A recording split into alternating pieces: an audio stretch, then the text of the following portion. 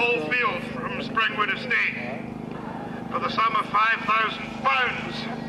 And they all thought, oh good, £5,000 is an awful lot of money.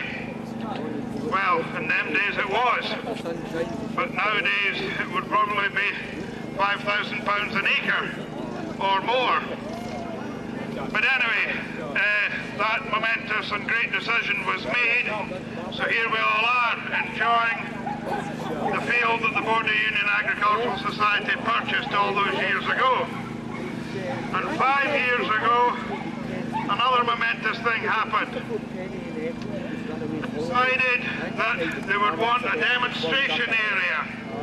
So in cooperation with us, the members of the Borders Vintage Agricultural Association, we set aside this plot. And it was plowed for the very first time. The plot, in a little while, was the actual tractor and plough that was used to plough this plot of land for the very first time in over 100 years. So again, that was quite a momentous occasion for us as the Vintage Club and the Border Union to see their beautiful grass field ploughed up. So Kerr Rennick, who operated the tractor that day, is coming up the field now on that same tractor, a 1963 Fordson Super Major. Great tractors in their day. The first tractor Ford produced with their own diesel engine in it, which is a huge, huge success for them. It started hot days, cold days, any days. It was guaranteed to go, and by God, it did go very well.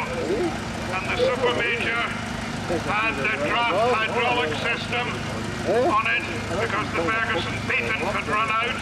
And on the back is the Ransom's 2-furrow plough. Again, that was used that day to turn this soil over for the first time. Ransom's had a great cooperation with Fordson for producing implements to match the tractor. So that's the tractor and plough that ploughed this plot for the very first time. Next up the field, Colin Wilson brings his Ferguson TE20 petrol engine. Harry Ferguson was a very, very clever man, an Irishman by birth, and he produced this little grey Fergie tractor that you've all seen before with his Ferguson patented 3-point linkage system on the back with the 2 lifting arms and the top link to support it all. And he designed all these implements to match the hydraulic system on the back of his Ferguson tractor. It was a huge success at the time, and that's the forebear to all modern tractors that you see nowadays. The linkage systems on all modern tractors, all modern tractors were based on that little grey Fergie. A very, very clever man. Next up, what we needed to do, the soil enabling us to plough the potatoes. And David Woods bringing up the Ferguson 35 that did this.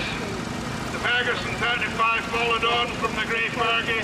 Again, it was a huge success as well, with the ultra-reliable Perkins 3-cylinder engine in that tractor. There was millions of these tractors produced, and they did a great job. And on back, the Howard rotavator with the blades that cut up the soil and make it into a fine till. Howard anything that Howard made had roto in front of it. The rotavator, the dung spreaders were roto spreaders, the balers were roto balers, and they were quite a successful company at the time. So the rotavator made the soil all fine, like what you see now, what I'm picking up. And George Riddle comes up behind with his E27N.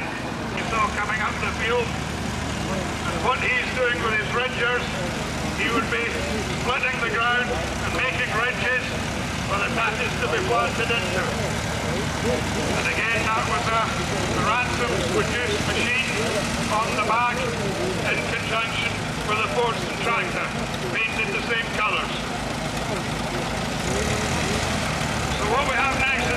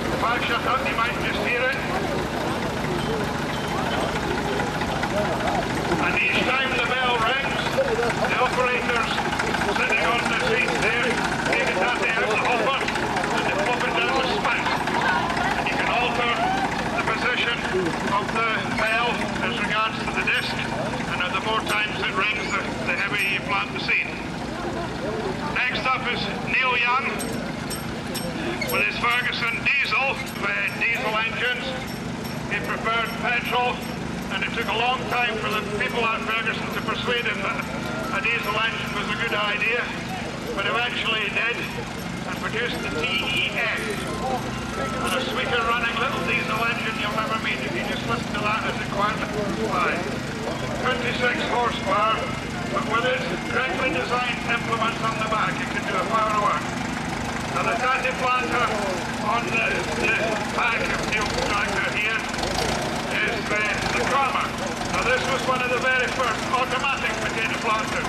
The Tatties came up, this chain here, this chain and cup arrangement, and there was a wee thing that like went here through, and if there was a gap, this thing on the top spun round and flopped another Tattie down where there was the gap.